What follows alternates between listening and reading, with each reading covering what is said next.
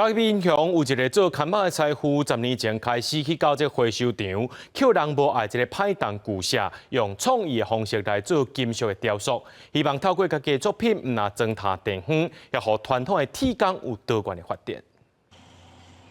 甲海气的尖水骨仔、甲废弃的铁机，用阿鲁网来相接起来，完成主要的形体了后，才豆豆啊调整甲加工。原本是扛棒师傅的罗明团，10年前投入金属的技术创作，到今已经创作超过300多件的作品。我就要歹铁啊，当来做这物件。我感觉即马对这个环境来讲是真有意义啦。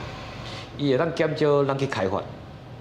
而且这个铁也好，伊虽然会生鲜，不过伊生命比咱较久啦。白铁的废材做动物的形体，单条的地骨、汤匙啊，拢会当摕来利用。罗宾团用生活的基地，互歹当旧舍成做一件一件趣味的艺术品。10年来对环保的付出，嘛有学校邀请伊去甲学生分享，伊伫艺术创作当中对社会责任的坚持。其实咱嘛想要做啥物啊，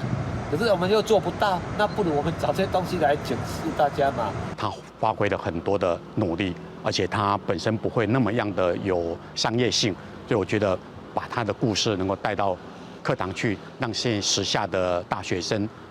知道你的生命、你的人生怎么去经营。出神入化啊，你无看，对吧？你家己看，你家己看，迄只土啊嘛足水的，你有看。